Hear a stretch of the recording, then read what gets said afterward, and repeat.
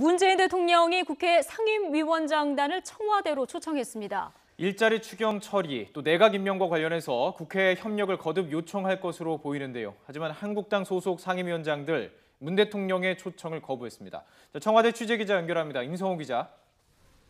네, 청와대 춘추관입니다. 예. 어제 국회 시정연설도 그렇고 문 대통령이 연일 국회와의 소통에 공을 들이는 그런 모습이군요. 네, 그렇습니다. 문 대통령은 잠시 뒤인 정오부터 청와대 본관 인왕실에서 백지현 국회 예산결산특위위원장과 여야 간사, 또 국회 상임위원장단과 오찬을 함께합니다. 문 대통령이 국회 상임위원장들을 청와대로 초청한 건데요. 어제 국회 시정연설과 마찬가지로 이번 오찬에서도 11조 원 규모의 일자리 추경 예산 처리에 대해 여야의 협조를 요청할 것으로 보입니다. 내각 구성 등 인사 문제도 거론될 것으로 전망됩니다.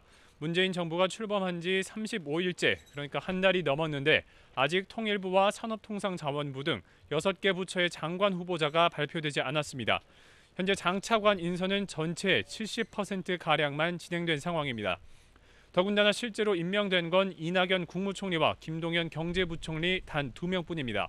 이런 점을 고려해서 문 대통령은 이미 청문회를 마친 장관 후보자들을 포함해 내각 인선을 야권이 전향적이고 긍정적으로 봐달라고 부탁할 것으로 보입니다. 하지만 오늘 오찬 회동은 시작부터 반쪽짜리가 됐습니다.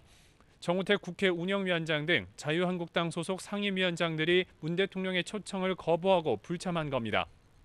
한국당은 문 대통령이 5대 인사원칙을 파기하고 일방적으로 내각 인선을 밀어붙이고 있다며 연일 대립각을 세우고 있습니다. 특히 김상조 공정거래위원장 후보자와 강경화 외교부 장관 후보자의 임명에 강하게 반대하고 있습니다. 한국당이 빠진 오늘 오찬 회동에서 문 대통령과 여야 지도부가 추경과 인사 문제에 대해서 어떤 의견을 주고받을지 관심이 쏠리고 있습니다. 지금까지 청와대 춘추관에서 YTN 임성호입니다.